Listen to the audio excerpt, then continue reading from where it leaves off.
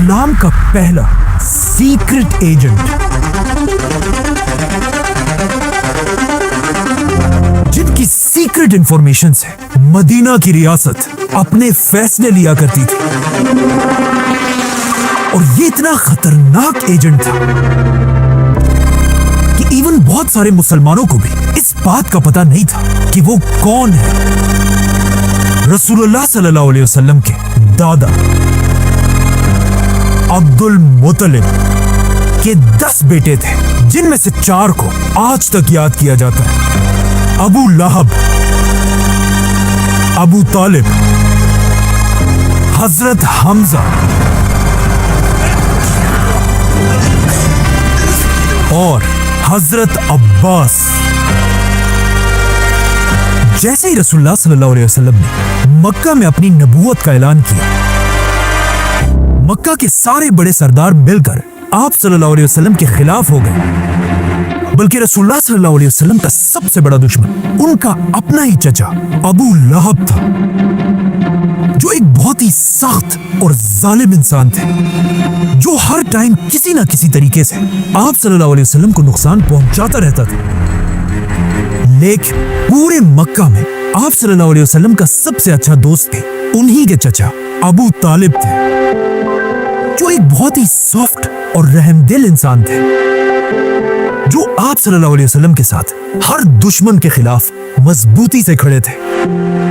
और आखिर कुछ साल बाद आप सल्लल्लाहु अलैहि वसल्लम के पहले चचा ने इस्लाम कबूल किया, हजरत हमजा रज़ियल्लाहु अन्हु, जो एक बहुत ही बहादुर और ताकतवर वॉरियर थे। और अब बाकी रहे सिर्फ एक ही चचा, हजरत अब्बास रज़ियल्लाहु अन्हु,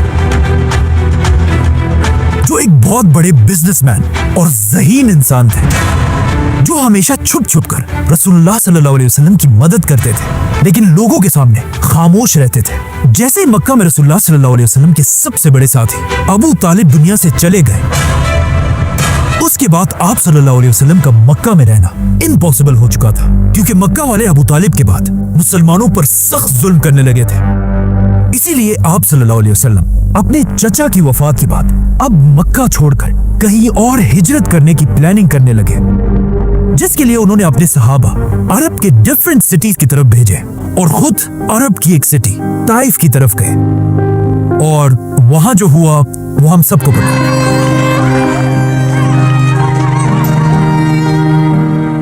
ताइफ के वाक़े के बाद जब आप सल्लल्लाहु अलैहि वसल्लम वापस मक्का आए और मक्का वालों को ऐसा लग रहा था कि अब आप सल्लल्लाहु अलैहि वसल्लम के पास कोई भी रास्ता नहीं है, अचानक एक दिन अरब की एक छोटी सी सिटी मदीना के लोग मक्का हज करने आए, जिनमें से कुछ ने आप सल्लल्लाहु अलैहि वसल्लम से रात के अंधेरे में एक सीक्रेट मीटिंग की रिक्वेस्ट की, जिसे आप सल्लल्लाहु अलैहि वसल्लम ने एक्सेप्ट किया। और जैसे ही मक्का में रात का अंधेरा हुआ और मक्का के सारे लोग सो गए, मदीना के कैंप से 73 मर्द और 2 औरतें बाहर निकले और मक्का में एक पहाड़ की तरफ रवाना हुए। जैसे ये लोग मीटिंग की जगह पर पहुंचे, उन्होंने देखा कि सामने से सिर्फ 2 लोग उनसे मिलने के लिए आ रहे हैं, जिनमें से एक तो मोहम्मद सल्लल्लाहु अलैहि वसल्लम थे, लेकिन दूसरे आप सल्लल्लाहु अलैहि वसल्लम के चचा और अबू तालिब के बाद बनु हाशिम के बड़े सरदार हजरत अब्बास रज़ियल्लाहु अन्हु। तो सबसे पहले हजरत अब्बास आगे बढ़े और मदीना वालों से कहा कि ए मदीना वालों, ये बात याद रखो, अगर तुम मेरे भतीजे को अपने साथ लेकर जाओगे तो उसके बाद पूरा अरब तुम मदीना वालों के खिलाफ हो जाएगा।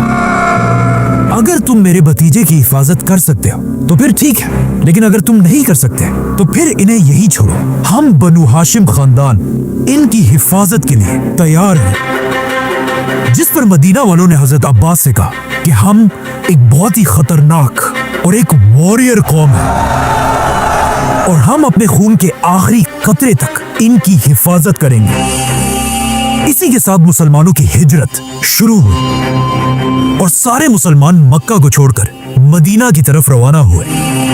लेकिन हजरत अब्बास रज़ियल्लाहु अन्हु ने हिजरत नहीं की और वो यहीं मक्का में रहे। और मदीना पहुंचने के कुछ ही अरसे बाद इस्लाम की पहली जंग का वक्त आया, जंगे बदर। जंग से पहले रसूलुल्लाह सल्लल्लाहु अलैहि वसल्लम ने सारे सहाबा को जमा किया और इस जंग की प्लानिंग करने लगे। इस जंग में सारे सहाबा मक्का में अपने अपने खानदानों के साथ लड़ने के लिए बिल्कुल तैयार थे। लेकिन जैसे ही ये मीटिंग शुरू हुई, रसूलुल्लाह सल्लल्लाहु अलैहि वसल्लम ने अपने सहाबा से कहा कि कोई भी सहाबी बदर की जंग में मेरे खानदान बनु हाशिम को नहीं मारेगा। इस मीटिंग के बाद एक सहाबी बाहर निकले और उन्होंने अपने दोस्तों से कहा कि कितनी अजीब बात है, हम अपने खानदान को तो मारेंगे लेकिन बनु हाशिम को कुछ नहीं कहेंगे। जब हजरत उमर को इस सहाबी की बातों का पता चला, उन्होंने आप सल्लल्लाहु अलैहि वसल्लम से इजाजत मांगी कि मैं इसका सर काट देता हूँ, लेकिन आप सल्लल्लाहु अलैहि वसल्लम ने उन्हें रोक दिया। इसके कुछ ही दिन बाद जब दोनों फौजें एक दूसरे के आमने सामने हुई, काफिरों की फौज में हर कबीले से बहुत सारे लोग थे, लेकिन बनु हाशिम से सिर्फ 3 लोग जंग के लिए आए थे, जिनमें से एक हजरत अब्बास भी थे। जैसे ही जंग शुरू हुई, मुसलमान जंग के बीच में अपने खानदान वालों से तो लड़ रहे थे, लेकिन हर मुसलमान बहुत ही केयरफुली बनु हाशिम के लोगों से दूर रह रहे थे। आखिर काफी देर लड़ने के बाद मुसलमान ये जंग जीत गए और जब मुसलमानों ने सारे कैदियों को पकड़ लिया, उन्होंने देखा कि इन कैदियों में आप सल्लल्लाहु अलैहि वसल्लम के चचा हजरत अब्बास भी थे। आप सल्लल्लाहु अलैहि वसल्लम ने फैसला किया कि हर कैदी फिदिया टैक्स देकर अपने आप को आजाद कर सकता है। जिसके बाद आप सल्लल्लाहु अलैहि वसल्लम हजरत अब्बास के पास गए और उन्हें कहा टैक्स दो, लेकिन हजरत अब्बास ने कहा नहीं, मैं क्यों टैक्स दूं, मैं तो पहले से मुसलमान हूं। असल में इससे 2 साल पहले हजरत अब्बास और मदीना वालों की मीटिंग के बाद मुसलमान तो हिजरत करके मदीना चले गए, लेकिन हजरत अब्बास मक्का में ही रहे। कहा जाता है हजरत अब्बास मक्का के एक ऐसे आदमी थे जिन्हें मक्का की हर छोटी खबर का सबसे पहले पता चल जाता था, और अब वो मक्का में रहकर ही हर खबर मक्का से मदीना पहुंचाते रहते थे, जिससे आप सल्लल्लाहु अलैहि वसल्लम को मक्का की हर खबर का पहले से पता होता था, जिसकी वजह से मुसलमान हमेशा मक्का वालों से एक स्टेप आगे रहते थे। मतलब हजरत अब्बास रसूलुल्लाह सल्लल्लाहु अलैहि वसल्लम के मक्का में एक बहुत ही सीक्रेट एजेंट थे, जिनका किसी को पता नहीं था, इवन मुसलमानों को भी नहीं। इसीलिए जंग बदर से पहले मीटिंग में आप सल्लल्लाहु अलैहि वसल्लम ने मुसलमानों से कहा था कि बनु हाशिम के खिलाफ मत लड़ना, क्योंकि रसूलुल्लाह सल्लल्लाहु अलैहि वसल्लम नहीं चाहते थे कि उनका इतना इम्पोर्टेंट एजेंट हजरत अब्बास इस जंग में मारा जाए। लेकिन अब जब हजरत अब्बास गिरफ्तार हुए, उन्होंने सबके सामने ये एक्सेप्ट किया कि वो तो पहले से एक मुसलमान थे और कहा मैं क्यों टैक्स दूं। लेकिन रसूलुल्लाह सल्लल्लाहु अलैहि वसल्लम ने उनसे कहा कि कोई बात नहीं, तुम्हें मुसलमान होने का बदला अल्लाह जरूर देगा, लेकिन यहाँ आपको टैक्स देना होगा। और हाँ, अपने साथ साथ बनु हाशिम के 2 लोगों का टैक्स आपने ही देना होगा। जिसके बाद आप सल्लल्लाहु अलैहि वसल्लम ने हजरत अब्बास को दोबारा मक्का भेजा और वो वहीं से एक बार फिर मुसलमानों की मदीना में मदद करने लगे। इसीलिए अगले साल जब मुसलमानों की दूसरी जंग शुरू हुई, जंगे ओहद, आप सल्लल्लाहु अलैहि वसल्लम को पहले ही मक्का की पूरी फौज का सब कुछ पता था, क्योंकि हजरत अब्बास उन्हें मक्का से हर डिटेल सीक्रेटली पहुंचाते रहते थे। और इसी तरह खंदक की जंग में भी आप सल्लल्लाहु अलैहि वसल्लम मक्का वालों से एक स्टेप आगे थे। जिसके बाद आखिर वो दिन आया जिसका सबको इंतजार था, फतह मक्का। और जैसे ही आप सल्लल्लाहु अलैहि वसल्लम 10,000 मुसलमानों के साथ मदीना से मक्का की तरफ रवाना हुए, और उधर मक्का में भी हजरत अब्बास को समझ आ गई कि अब और छुपने का कोई फायदा नहीं। इसीलिए वो भी अपने खानदान के साथ मदीना की तरफ रवाना हुए और रास्ते में मुसलमानों की फौज से मिलकर वापस मक्का को फतह करने आए, और इस तरह मक्का फतह हो गया।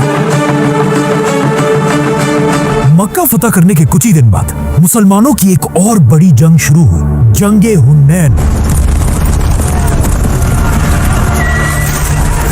और ये पहली जंग थी जिसमें हजरत अब्बास अब एक स्पाई नहीं बल्कि एक वॉरियर की तरह जंग में मुसलमानों के साथ खड़े थे, और मुसलमान तेजी से अपने दुश्मन की तरफ बढ़ रहे थे। लेकिन जैसे ही मुसलमान इन 2 पहाड़ों के दरमियान पहुंचे, इन दोनों पहाड़ों से मुसलमानों की फौज पर तीरों की बारिश होने लगी और इतनी तीरें बरसने लगी कि मुसलमानों की पूरी फौज जंग छोड़कर पीछे हटने लगी। ये देखकर काफिरों की पूरी फौज ने मुसलमानों पर हमला कर दिया। जैसे ही काफिरों की फौज आगे आई, वो ये देखकर हैरान रह गए कि मुसलमानों की पूरी फौज तो पीछे भाग रही है, लेकिन मुसलमानों में सिर्फ एक आदमी अपने साथियों के साथ बहादुरी से अपनी जगह पर खड़ा है और वो थे हजरत मोहम्मद सल्लल्लाहु अलैहि वसल्लम। ये देखकर काफिरों की पूरी फौज ने सीधा रसूलुल्लाह सल्लल्लाहु अलैहि वसल्लम पर हमला कर दिया, लेकिन रसूलुल्लाह सल्लल्लाहु अलैहि वसल्लम भी पीछे हटने के बजाय दुश्मनों की तरफ आगे बढ़ने लगे। जैसे ही आप सल्लल्लाहु अलैहि वसल्लम आगे बढ़े, उनके चचा हजरत अब्बास ने उनके घोड़े की रस्सी पकड़ी ताकि आप सल्लल्लाहु अलैहि वसल्लम आगे ना बढ़ सके, लेकिन आप सल्लल्लाहु अलैहि वसल्लम अपने घोड़े से नीचे उतरे और दोबारा दुश्मन की तरफ बढ़ने लगे। और जब आप सल्लल्लाहु अलैहि वसल्लम आगे बढ़ रहे थे, वो जोर जोर से एक ही बात कह रहे थे, अनन नबी ला कज़िब अनब्नु अब्दुल मुत्तलिब। और ये कहते ही रसूलुल्लाह सल्लल्लाहु अलैहि वसल्लम ने अपने चचा अब्बास से कहा कि मुसलमानों की पूरी फौज को जंग में वापस आने की आवाज दो, क्योंकि आप सल्लल्लाहु अलैहि वसल्लम के चचा अब्बास अभी भी एक जवान आदमी थे और वो रसूलुल्लाह सल्लल्लाहु अलैहि वसल्लम से सिर्फ 4 साल बड़े थे। हजरत अब्बास अपनी ऊंची आवाज से मुसलमानों को बुलाने लगे, तालू इलल मारिका, और कहने लगे कि ऐ मुसलमानों, अपने नबी को छोड़कर कहां जा रहे हैं? तालू इलल मारिका। इसके बाद हजरत अब्बास खुद कहते हैं कि मेरी आवाज मुसलमानों की फौज ने जैसे ही सुनी, सब ने अपने ऊंटों को उसी वक्त मोड़ दिया और आप सल्लल्लाहु अलैहि वसल्लम को बचाने के लिए फुल स्पीड भागने लगे। उस टाइम कुछ सहाबा ऐसे भी थे जो अपने ऊंटों को ना मोड़ सके और वो अपने ऊंटों को छोड़कर पैदल आप सल्लल्लाहु अलैहि वसल्लम के लिए रवाना हुए। इस तरह कुछ ही देर में मुसलमानों की 12,000 की फौज दोबारा जंग में आई और मुसलमान ये जंग जीत गए। ये जंग जीतने के बाद आप सल्लल्लाहु अलैहि वसल्लम अपने सहाबा के साथ वापस मदीना चले गए और इस बार वो अपने साथ अपने चचा हजरत अब्बास को भी लेकर गए। उन्होंने अपनी मस्जिद नबवी के पास ही हजरत अब्बास के लिए एक घर बनवाया, बल्कि हजरत अब्बास के घर की छत पर आप सल्लल्लाहु अलैहि वसल्लम ने खुद अपने हाथों से पानी का पाइप लगवाया जो बारिश का पानी निकालने के लिए था। जैसे ही हजरत अब्बास मदीना आए, उसके कुछ ही अरसे बाद उनके भतीजे रसूलुल्लाह सल्लल्लाहु अलैहि वसल्लम इस दुनिया से चले गए। लेकिन हजरत अब्बास रसूलुल्लाह सल्लल्लाहु अलैहि वसल्लम के बाद भी अपने बेटे अब्दुल्ला बिन अब्बास के साथ मुसलमानों की खिलाफत के सबसे बड़े एडवाइजर्स में से थे। लेकिन आखिर हजरत उमर की खिलाफत में हजरत अब्बास और हजरत उमर के दरमियान एक इख्तिलाफ पैदा हुआ। एक दिन खलीफा उमर रज़ियल्लाहु अन्हु अपने घर से मस्जिद की तरफ जा रहे थे। रास्ते में वो जैसे ही हजरत अब्बास के घर के पास से गुजरे, हजरत अब्बास के घर की छत से हजरत उमर के कपड़ों पर गंदा पानी गिरा। ये देखकर हजरत उमर ने हजरत अब्बास के घर का ये पाइप यहाँ से निकालकर दूसरी तरफ कर दिया और उन्हें हजरत उमर की इस बात का पता चला तो हजरत अब्बास सीधा मदीना की अदालत पहुंचे और वहां जाकर खलीफा उमर पर केस कर दिया। जैसे ही केस शुरू हुआ, मदीना के जज ने खलीफा उमर को अदालत आने का हुक्म दिया। जैसे ही खलीफा उमर अदालत पहुंचे, हजरत अब्बास ने जज से कहा, उमर ने मेरी इजाजत के बगैर मेरे घर के पानी का रास्ता बदल दिया है। जिस पर हजरत उमर ने कहा कि मैंने ऐसा इसलिए किया ताकि इससे मुसलमानों को तकलीफ ना हो। लेकिन हजरत अब्बास ने हजरत उमर को कहा कि ये पानी का रास्ता जो आपने बदला है, ये कोई आम रास्ता नहीं था। कि जब मैं बहुत साल मक्का में रहने के बाद पहली बार मुसलमानों के पास मदीना आया तो यहाँ आप सल्लल्लाहु अलैहि वसल्लम ने मेरे लिए ये घर बनवाया और फिर इस घर की छत पर अपने हाथों से पानी का यही रास्ता बनाया था जो आज आपने बदल दिया।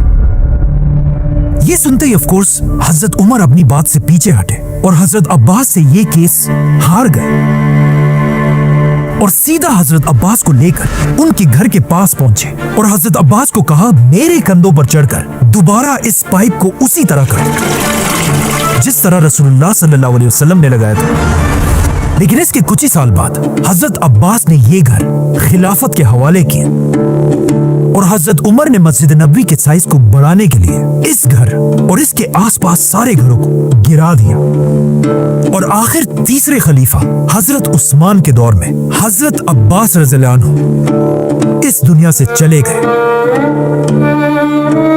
कहा जाता है हजरत अब्बास के जनाजे में इतने लोग मदीना में जमा हुए कि मदीना के कब्रिस्तान में पांव रखने की जगह भी नहीं थी। और इस इतनी रश में भी लोग हजरत अब्बास से इतनी मोहब्बत करते थे कि हर कोई ये कोशिश कर रहा था कि वो किसी तरह हजरत अब्बास की कब्र तक पहुंच सके। यहाँ तक कि खलीफा उस्मान भी मुसलमानों की इसी रश में फंस गए थे, जिसके बाद हजरत उस्मान ने मुश्किलों से अपने आप को मुसलमानों की इस रश से बाहर निकाला। और जब हालात और भी ज्यादा बिगड़ गए, हजरत उस्मान ने मदीना की पुलिस को बुलवाया और उन्हें हुक्म दिया कि लोगों को हजरत अब्बास की कब्र से दूर करो और सिर्फ बनु हाशिम को हजरत अब्बास के पास रहने दो। और इस तरह रसूलुल्लाह सल्लल्लाहु अलैहि वसल्लम के चचा, इस्लाम के पहले सीक्रेट एजेंट और आने वाली अब्बासी खिलाफत के दादा हजरत अब्बास रज़ियल्लाहु अन्हु को मदीना में दफना दिया गया। हजरत अब्बास की वफात के बाद आहिस्ता आहिस्ता खिलाफत राशिदा दुनिया से खत्म हो गई और दुनिया में मुसलमानों की एक नई हुकूमत बनी, बनु उमैया की हुकूमत। और अगले कई सालों तक उन्होंने ही दुनिया पर राज किया। लेकिन ऑलमोस्ट 100 साल की हुकूमत के बाद हजरत अब्बास की नस्ल के ही कुछ लोगों ने बनु उमैया खानदान के खिलाफ बगावत कर दी और उनसे सारी हुकूमत छीन ली और दुनिया में एक नई खिलाफत बनाई, जिस खिलाफत का नाम उन्होंने अपने ही दादा हजरत अब्बास रज़ियल्लाहु अन्हु पर रखा। और इस खिलाफत का नाम था अब्बासी खिलाफत, जिन्होंने आते ही दुनिया में अपना नया कैपिटल बनाया, बगदाद। और यहीं से दुनिया में मुसलमानों का एक नया दौर शुरू हुआ, जिसे आज तक इस्लामिक गोल्डन एज कहा जाता है। Subscribe.